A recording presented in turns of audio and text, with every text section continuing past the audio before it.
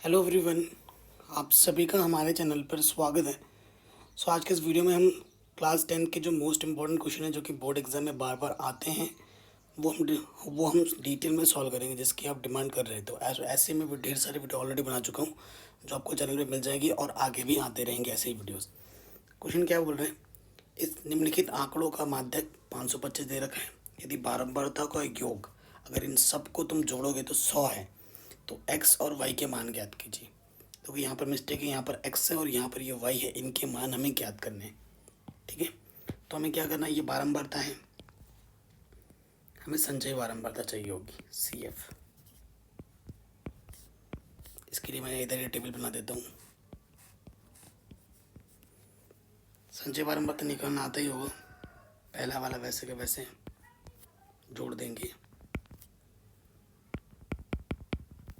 इसमें ये जोड़ देंगे,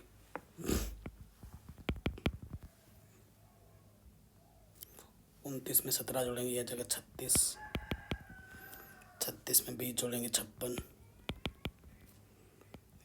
इसमें y जोड़ेंगे तो ये हो जाएगा x प्लस वाई, इसमें ये जोड़ेंगे 56 में 9 जोड़ेंगे तो ये हो जाएगा 65, x प्लस वाई, और 65 में 7 जोड़ेंगे ये हो जाएगा 72 x प्लस वाई, और इसमें 4 जोड़ेंगे तो ये हो जाएगा 76 x प्लस वाई। ठीक है, इन सब का जो कुल योगफल दे रखा है n बराबर वो दे रखा है 100। और आपको पता है संचय बारंबारता का एक गुण होता है कि एक प्रॉपर्टी होती है कि जो यहाँ पर है वही यहाँ पर आता है। ठीक है, अब देखो क्या होगा,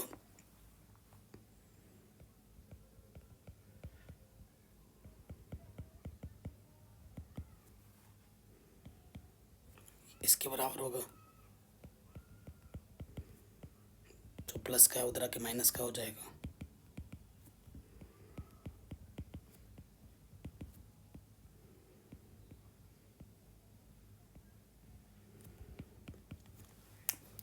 ठीक है, ये पहली इक्वेशन हमें मिल जाएगी। अब देखो हमें क्या निकालना है बच्चों, माध्यिका निकालना है। माध्यिका को माध्यक भी बोलते हैं। माध्यक का सूत्र क्या होता है बेटा, L प्लस n/2 CF गुणा H बट्टे में F। अब n हमारे पास 100 है। ठीक है, n हमारे पास 100 है, चूँकि n/2 यानी कि n/2 क्या आ जाएगा, 100/2 यानी कि 50/2। अब आपको क्या करना होता है, संचय बारंबारता में 50 से ज़्यादा ढूंढना है, जस्ट ज़्यादा, ये सारे 50 से ज़्यादा हैं। ठीक है, तो ये तो बहुत ज़्यादा है, 50 से जस्ट ज़्यादा तो ये होगा। ठीक है, 50 से जस्ट ज़्यादा यही होगा, इसी सीध में आना है हमें। इस सीध में जब हम आएंगे तो देखो, हम इस सीध में जब हम आएंगे, ये है ना, इसी सीध में हम आ रहे हैं। और बेटा 525 में माध्यिका दे रखी है, तो ये लॉजिक हम बाकी क्वेश्चन में लगाते हैं कि 50 से ज़्यादा ढूंढना है। लेकिन 50 से ज़्यादा क्या होगा, x का मान तो कुछ भी हो सकता है यहाँ पर, है ना, x का मान तो कुछ भी हो सकता है, छोटा बड़ा हम कह नहीं सकते ये 50 से ज़्यादा कौन सा होगा। बट कोई दिक्कत नहीं है, हमें ऑलरेडी माध्यिका दे रखी है, 525 दे रखा है ना।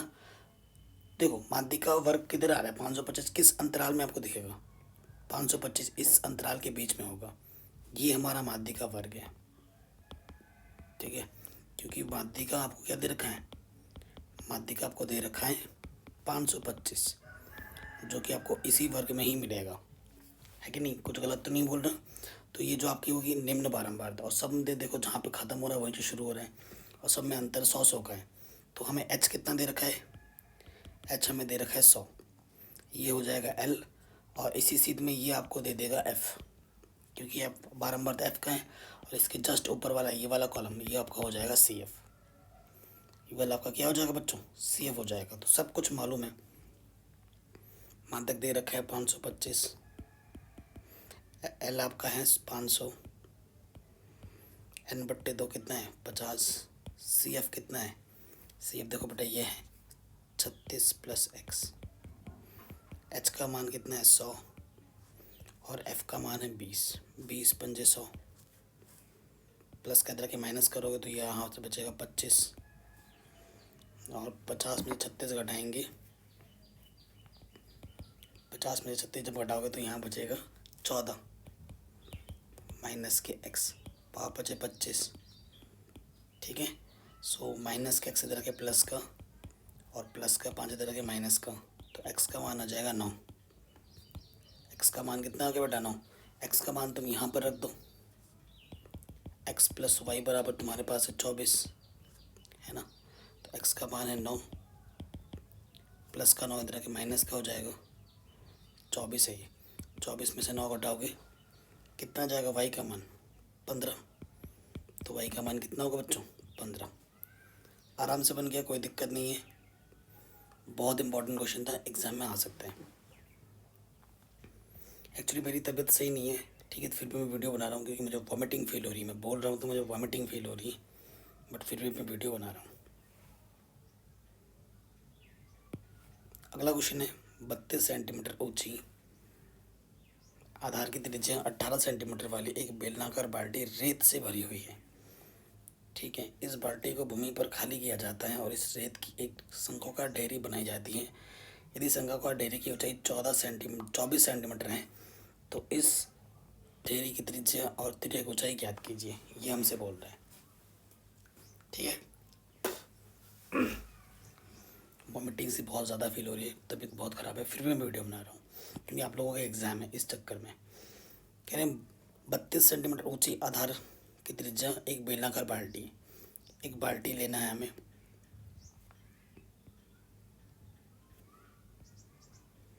इस बाल्टी ये पूरी रेत से भरी है और रेत को जब पलट देते हैं तो एक शंक्वाकार ढेरी बन जाती है। ठीक है, बहुत ही शानदार क्वेश्चन है। ठीक, ये चीज़ बोला गया है। तो बोला गया जो ऊंचाई है वो कितनी है बेटा 32 सेंटीमीटर है। जो हाइट है बेलन की, जो ऊंचाई है h, वो 32 सेंटीमीटर है और जो आधार की त्रिज्या है वो 18 सेंटीमीटर है। ठीक है, स्मॉल r मान लेते हैं। इसी को पलट कर इसके अंदर का रेत को पलट होते हो तो शंक्वाकार ढेरी बनती है।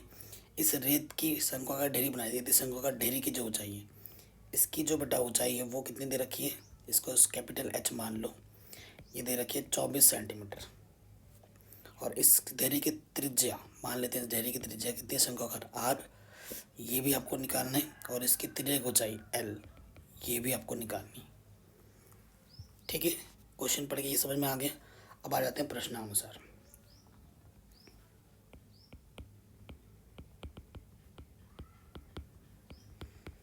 प्रश्नानुसार क्या होगा, प्रश्नानुसार होगा कि जो इसके अंदर जितना रेत था वही रेत से इसको पलट कर ये बनाया गया है कि नहीं।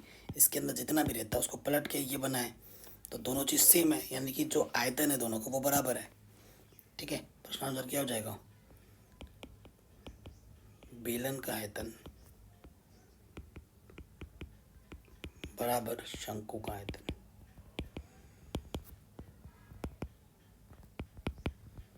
ठीक है, मान रखेंगे। तो बेलन का आयतन का सूत्र होता है पाई r स्क्वायर h और शंकु का आयतन होता है 1/3 पाई r स्क्वायर h। ठीक है, ये चीज़ होती है। सो देखो बेटा, पाई से तो पाई कट जाएगा, स्मॉल r हमें दे रखा है 18, 18 गुणा 18, और यहाँ से हो जाएगा h का मान हमें दे रखा है बच्चा 32, 3, और कैपिटल R स्क्वायर हमें नहीं पता है, और h हमें दे रखा है 24, 3 × 8 = 24। ठीक है, और यहाँ से आ जाएगा 8 × 4 = 32। देखो एक जोड़ा ये, सो जो R का मान आ जाएगा 18 से तो 8 आ जाएगा, और 4 का वर्गमूल 2 होता है। सो जो R का जो मान आ जाएगा 18 दूनी 36 आ जाएगा। ठीक है, 36 सेंटीमीटर पहला आंसर। ये जो R आ जाएगा वो आपका मिल गया 36 सेंटीमीटर। कोई दिक्कत नहीं है। अब आपको एक संबंध पता है, त्रिज्या की ऊंचाई निकालनी है, चूँकि L का जो मान होता है वो अंडर रूट क्या होता है बच्चा, R square plus H square होता है। ठीक है, H पता है, R पता है 36, 36 का वर्ग, H कितना है 24 का वर्ग। 36 का जब वर्ग करोगे तो तुम्हें मिल जाएगा 1296, और 24 का वर्ग होता है 576। ठीक है, इसको जब जोड़ोगे तो आ जाएगा 1872, और इसका जो वर्गमूल होता है 1872 कब आएगा, जब 144 को गुणा करोगे तुम 13 से। 144 का वर्गमूल 12 होता है, और 13 का जोड़ा नहीं बना तो अंदर रह जाएगा, 12√13 सेंटीमीटर आ जाएगा आपकी त्रिज्या को चाहिए। ये आपका आंसर आ जाएगा। इतना शानदार क्वेश्चन था, आराम से बन गया। अगले क्वेश्चन में आ जाते हैं। सिद्ध कीजिए किसी समकोण त्रिभुज में कर्ण का पर बना वर्ग शीर्ष दो भुजाओं के पर बने हुए योग के बराबर होता है। यानी कि ये प्रमेय 6.8 है। ठीक है, पाइथागोरस प्रमेय को सिद्ध करना है, और उसी के आधार पर 10 मीटर उसका उपयोग करते हुए 10 मीटर लंबी एक सीढ़ी की एक दीवार पर टिकाने पर भूमि से 8 मीटर की ऊंचाई पर स्थित एक खिड़की तक पहुंचती हैं। दीवार के आधार से सीढ़ी के निचले सिरे की दूरी ज्ञात कीजिए, ये हमसे बोला है। सो देखो बेटा, जो पाइथागोरस प्रमेय को मैंने अलग से एक वीडियो बना रखी थी, जिसकी मैं लिंक डाल दूंगा डिस्क्रिप्शन पे, आप जाके देख सकते हैं। ठीक है, वो मैं ऑलरेडी करा चुका हूँ।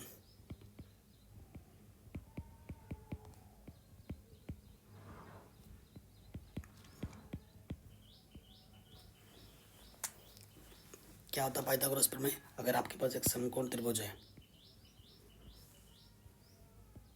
ये सिद्ध करना है, और ये मैंने सिद्ध करना ऑलरेडी सिखा रखा है, जिसकी लिंक्स मिल जाएगी आपको डिस्क्रिप्शन पे। ठीक,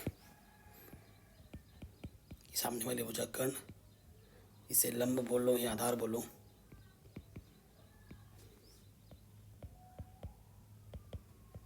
तो हमें सिद्ध क्या करना है?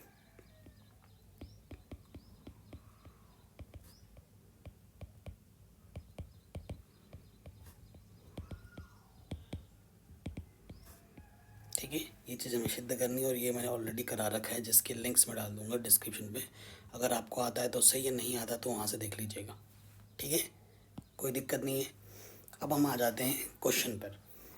इस पर आधारित क्वेश्चन जो हमसे बोला है ना, वो हम देखते हैं। अब सेकंड पार्ट में आ जाओ। ये फर्स्ट पार्ट का लिंक मैं डाल दूंगा डिस्क्रिप्शन पे। 10 मीटर लंबी एक सीढ़ी है, सीढ़ी की लंबाई 10 मीटर है। सीढ़ी देखो बेटा हमेशा ऐसी होती है। ठीक है, एक दीवार पर टिकाने पर, एक दीवार पर, ये दीवार है, दीवार पर टिकाने पर भूमि से 8 मीटर दूर की ऊंचाई पर स्थित है। जो खिड़की दीवार है ना बेटा, उसकी जो लंबाई है वो 8 मीटर है, और सीढ़ी की जो लंबाई है बेटा वो 10 मीटर है। ठीक है, पहुँचती है दीवार के आधार से, ये दीवार के आधार से सीढ़ी के निचले सिरे तक की दूरी कितनी होगी वो आपको ज्ञात करनी है। ठीक है, तो आप देख ही पा रहे हैं, दीवार सीधी खड़ी होती है तो 90 अंश का कोण बनेगा, और 90 अंश का कोण है तो सामने वाला ये क्या होगा बेटा? कर्ण। ये क्या है? लंब। आपको क्या निकालना है? आधार। नाम दे दो इसका ABC। ठीक है, पाइथागोरस प्रमेय से, पाइथागोरस प्रमेय से ये लिख दोगे। पाइथागोरस प्रमेय क्या होती है? कर्ण का वर्ग, डायरेक्ट रख रहा हूँ आपके बार, कर्ण का वर्ग, लंब का वर्ग प्लस आधार का वर्ग। आधार को तुम x मान लो। 10 का वर्ग 100, 8 का वर्ग 64, तो 100 प्लस का 64 आके इधर आके माइनस हो जाएगा, यहाँ 36 आ जाएगा, तो x 36 का वर्गमूल कितना हो जाएगा? 6 आ जाएगा। तो x का मान क्या होगा? 6। तो जो आधार आएगी वो हमारी 6 सेंटीमीटर आएगी।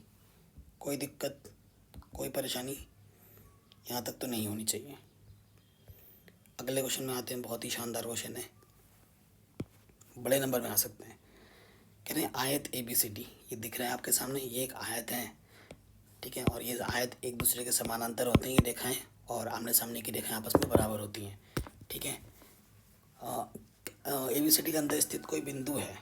ठीक है, जैसे चित्र में दिखा रहा है, सिद्ध कीजिए कि ये चीज़ और ये चीज़ आपस में बराबर होगी। ठीक है, सो देखो बेटा, ये चित्र हमें दे रखा है, और ये दिया है कि आयत ABCD में एक बिंदु O है। O से होकर जाती हुई एक रेखा इस प्रकार है कि ये जो बेटा EF है ना, ये BC के समानांतर, अगर ये रेखा इसके समानांतर होगा, क्योंकि ये रेखा इसके समानांतर होगा, तो ये रेखा ऑटोमेटिकली इसके समानांतर भी आ जाएगा, है कि नहीं? ये चीज़ हमें दे रखी है, और हमें प्रूफ जो करना है ना, उससे बहुत ही शानदार चीज़ हो जाएगी। ठीक है, बहुत ही शानदार चीज़ हो जाएगी। शानदार चीज़ क्या होगी? देखो बेटा, हमें OB स्क्वायर चाहिए। OB कहाँ है बेटा? क्वेश्चन पे ध्यान रखो, ये है आपका ओ बी, ओ बी, ये आपका ओ बी है। फिर आपको क्या चाहिए बेटा, ओ डी, ओ डी कहाँ है, ओ डी आपका ये है, ठीक है। उसके साथ साथ आपको क्या चाहिए बच्चों, आपको चाहिए फिर आपको प्रॉब्लम चाहिए ओ ए, ओ ए कहाँ है, ये आपका ओ ए है। फिर आपका क्या है बेटा, ओ सी ये है, ठीक है। सो देखो जब भी स्क्वायर फिर स्क्वायर लग रहा हो तो आपको पता है क्योंकि समानांतर जा रहा है, यहाँ पर 90 अंश का कोण बनेगा, यहाँ पर भी 90 अंश का कोण बनेगा। बहुत ही आसान क्वेश्चन है, लग रहा है कि बहुत टफ है लेकिन इससे आसान क्वेश्चन कुछ नहीं होगा। अभी देखना मैं क्या करूँगा, त्रिभुज O B, O A B लूँगा, त्रिभुज ओ ई बी में अगर आप ध्यान से देखें ओ A B, O E B, ई बीच में रखा है मैंने क्योंकि 90 अंश का कोण है और इसमें मैं लगा सकता हूँ पाइथागोरस प्रमेय से। मेरे पास जगह कम है तो आप लिख देना पाइथागोरस प्रमेय से। पाइथागोरस प्रमेय क्या होती है, कर्ण का वर्ग, कर्ण क्या है मेरे पास ओ ई बी में, देखो ओ ई बी, कर्ण मेरे पास 90 अंश के सामने वाली भुजा होती है, ये हमारे पास कर्ण है ओ बी, ठीक है। ओ बी हमारे पास कर्ण है ओ बी, तो ओ बी का वर्ग क्या हो जाएगा, ओ ई का वर्ग प्लस ए बी का वर्ग, समीकरण नंबर 1, ठीक है। फिर मुझे ओ डी चाहिए, ओ डी कहाँ दिख रहा है बेटा मेरा, ओ डी, ओ डी मुझे यहाँ दिख रहा है तो मैं यहाँ लगा दूंगा। त्रिभुज मुझे लेना पड़ेगा, मुझे ओ, यहाँ पे भी 90 अंश का कोण बनेगा और इधर भी, तो मुझे अब लेना पड़ेगा ओ एफ डी त्रिभुज में, मुझे ये वाला त्रिभुज लेना पड़ेगा ओ एफ डी, ठीक है।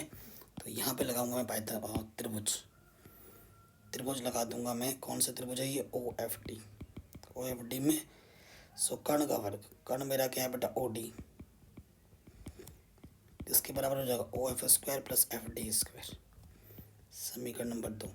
या फिर यहाँ पर क्या चिन्ह है बेटा, जोड़ना है तो मैं समीकरण 1 और 2 को जोड़ दूंगा, समीकरण 1 प्लस 2, तो बायां वाला बाईं तरफ जुड़ेगा, दायां वाला दाईं तरफ।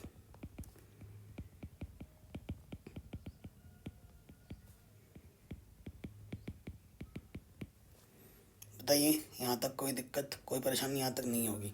अब इसको मैं थोड़ा डब्बे में बंद कर देता हूँ, है ना, इसको मैं डब्बे में बंद कर देता हूँ। ये समीकरण नंबर 1 आ गया मेरा, ओके। हाँ, अब इसी तरीके से यहाँ ओ ए स्क्वायर है, ओ सी स्क्वायर है, इसके लिए बात करनी है। मैं कुछ नहीं कर रहा, मुझे तो बस क्वेश्चन ने ही हिंट दे दिया, मुझे तो एक्चुअली मैं नकल कर रहा हूँ यहाँ से देख के, ठीक है। अब ओ ए कहाँ दिख रहा है, ओ ए यहाँ दिख रहा है मुझे, तो मैं त्रिभुज ले लूँगा बेटा, कौन सा, त्रिभुज ए ई ओ में, और यहाँ लगा दूंगा मैं पाइथागोरस प्रमेय, ठीक है बेटा। पाइथागोरस प्रमेय लगा दूंगा, कर्ण मेरा ओ ए है, ओ ए का वर्ग प्लस ई ओ का वर्ग प्लस ए ई का वर्ग, ये हो जाएगा, इसे समीकरण नंबर 3 मान लो। अब दूसरा त्रिभुज ले लो बेटा, त्रिभुज में फिर से ले लूँगा, कौन सा मुझे कहाँ चाहिए बेटा, ओ सी चाहिए। ओ सी मुझे कहाँ दिख रहा है, यहाँ दिख रहा है, तो मुझे लेना पड़ेगा ओ एफ सी में, त्रिभुज ओ एफ सी में पाइथागोरस प्रमेय लगाऊंगा मैं, तो क्या हो जाएगा बेटा, O C square is equals to O F square plus F C square, ठीक है, समीकरण नंबर 4। अब इन दोनों को मुझे जोड़ना है, समीकरण 3 प्लस 4। अभी एक चीज़ बताऊंगा, देखना मज़ा आ जाएगा आपको। जोड़ दिया, ओ ए स्क्वायर बायां वाला बाईं तरफ, दायां वाला दाईं तरफ, ये हो जाएगा E O square A E square O F square plus F C square, ठीक है। अब आप कहेंगे ये सर बराबर कैसे आ रहा है, बराबर कैसे बोल रहे हो इसको, यही बोलना चाहोगे। सो देखो बेटा, एक चीज़ देखो, ये आपको पता है ये जो भुजा होती है और ये जो भुजा होती है ना, आपस में बराबर होती है, आमने सामने की भुजाएं बराबर होती हैं। ये जो बिंदु गया है इस तरीके से गया कि बीचों बीच से गया और इसके समानांतर है, तो ये वाली जो रेखा है और ये वाली जो रेखा है, ठीक है, ये वाली दूरी और ये वाली दूरी, ये वाली दूरी और ये वाली दूरी, ठीक है, ये चीज़ और ये चीज़ बराबर होगी, एटलीस्ट बराबर होगी, क्योंकि ये समानांतर बोला है। ई एफ जो ई बी होगा वही एफ सी होगा, जो ए ई होगा वही डी एफ होगा। इन्हीं में तो दिक्कत आ रही है ना, तो उनके जगह पे ये मान रख सकते हो तुम, है ना। तो तुम यहाँ पर रख दो, चूंकि ए बी बराबर एफ सी व ए बराबर डी एफ, तुम जहाँ जहाँ ज़रूरत पड़ेगी तुम यहाँ रख दो। तो देखो सबसे पहले ओ ई लिखो या ई ओ लिखो, बात एक ही है। फिर ई बी है, ई बी, ओ एफ है, ओ एफ बी है, चलो ओ एफ है, इसको जो जो दोनों में उनको तो एक जगह लिख दो। फिर देखो बेटा यहाँ पर क्या है, ओ एफ, है ना, इनकी जगह पे मान रखना है। तो देखो कैसे करेंगे, सही किया ना हमने, A E square plus O E square O F square F C square F D, A E की जगह पर, ए ई की जगह पर मैं एफ डी रख सकता हूँ। ए ई कहाँ है, डी एफ, तो ए ई की जगह पर मैं एफ डी रख सकता हूँ, बिल्कुल रख सकता हूँ। देखो यहाँ की जगह पर मैं ए ई की जगह पर मैं क्या करूँगा, एफ डी रख दूँगा, एफ डी रख दिया। और एफ सी की जगह पर मैं रख सकता हूँ ई बी, रख सकता हूँ, ये रख दिया ए बी। अब देखो इक्वेशन नंबर ये बी बन गया, इधर जो चीज़ है इधर भी वही चीज़ है, ठीक है। समीकरण एक और दो की तुलना कर दो, समीकरण ए व बी से इधर जो चीज़ है इधर वो चीज़ है, यानी कि ऑटोमेटिकली ये चीज़ इसके बराबर आ जाएगी, यानी कि O B square plus O D square का मान बराबर आ जाएगा O A square plus O C square. Hence proved. अगर आपको कहीं पे थोड़ी सी भी डाउट या दिक्कत लगे तो एक बार दोबारा ज़रूर देखना, बहुत ही आसान क्वेश्चन है, सिर्फ पाइथागोरस पर में लगाएं और क्वेश्चन ने जो बोला हमने वही किया, ठीक है, आराम से हो गया। अगले क्वेश्चन में आते हैं, बहुत ही शानदार और बहुत ही इंपॉर्टेंट क्वेश्चन है। सो देखो बेटा क्वेश्चन क्या बोल रहा है, ठीक है। ऐसा क्वेश्चन एनसीईआरटी में नहीं है लेकिन बहुत इंपॉर्टेंट है और बोर्ड एग्जाम में बहुत बार बार पूछा जाता है। क्वेश्चन क्या बोल रहे हैं, कह रहे हैं एक झील में 200 मीटर की ऊंचाई पर स्थित एक बिंदु से बादल का उन्नयन कोण 30 डिग्री है तथा झील में इसकी परछाई का जो अवनमन कोण है वो 60 डिग्री है, तो बादल की ऊंचाई ज्ञात कीजिए, ठीक है। सो बादल की ऊंचाई हमें ज्ञात करनी है। ये झील की ज़मीन है, ज़मीनी सतह है, और झील में यहाँ तक ना पानी भरा पड़ा है, ये सब पानी भरा पड़ा है। तो झील से 200 मीटर ऊंचे, कितने मीटर ऊंचे, 200 मीटर ऊंचे, यहाँ पर कहीं पर बादल है, ठीक है। इस पॉइंट से बादल का जो उन्नयन कोण है, बादल का जो उन्नयन कोण है वो 30 डिग्री है, ये क्वेश्चन ने बोल रहा है। तो उन्नयन कोण बनाने के लिए इस ज़मीन के समानांतर मुझे यहाँ पर एक रेखा लेनी पड़ेगी, ले ली मैंने। तो वो कितना दे रखा है, उन्नयन कोण 30 डिग्री दे रखा है, ठीक है। कह रहे हैं देखो बेटा अगर ये 200 मीटर है ना, तो इसका समानांतर लिया है मैंने, तो ये भी क्या होगा बच्चा, 200 मीटर होगा, ठीक है। सो थोड़ा सा चित्र मुझे थोड़ा बड़ा करना पड़ेगा, छोटा हो जा रहा है क्योंकि यहाँ से मुझे लेना पड़ेगा ना, ये इसको थोड़ा आगे बढ़ा लेते हैं, ठीक है। तो यहाँ से लेकर यहाँ तक की दूरी कितनी हो जाएगी, 200 मीटर। कोई दिक्कत कोई डाउट नहीं क्योंकि मैंने समानांतर लिए हैं, यहाँ से लेकर यहाँ तक 200 मीटर दे रखा है। फिर हमें क्या बोल रहा है, इसकी जो परछाई है, मतलब यहाँ से लेकर यहाँ तक की दूरी, यहाँ से लेकर यहाँ तक की दूरी का जो परछाई है, परछाई नीचे पानी के अंदर इधर नीचे बनेगा ना, ठीक है। उस एंड पॉइंट से इस पॉइंट का जो अवनमन कोण है वो 60 डिग्री है, ये बोल रखा है क्वेश्चन ने। तो ये उसकी परछाई नीचे बनी, अब फिर इस पॉइंट से इसका जो अवनमन कोण है वो कितना है, वो 60 डिग्री है। सो बताना है कि बादल की ऊंचाई कितनी होगी, ठीक है। बादल की ऊंचाई ज़मीन से कितनी है वो आपको बतानी है, कि ये ज़मीन है ना और ये यहाँ पर बादल है, तो बादल की ऊंचाई कितनी होगी वो बताना है। तो मान लेते हैं यहाँ से इतनी ऊंचाई अगर पता चल जाए तो बात बन जाएगी, है ना। नाम देते हैं इसको A B C D E F. So हमने अपने से क्या माना है बेटा, ई एफ हमने माना है, ई एफ को एच माना है। तो बादल की ऊंचाई क्या होगी, बादल की ऊंचाई होगी 200 प्लस एच, जो आपको अभी निकालना है, ठीक है। कोई दिक्कत नहीं है, हल करते हैं। सो देखो बेटा, दो समकोण त्रिभुज इधर बन रहा है, एक इधर बन रहा है, दोनों को हल करते हैं।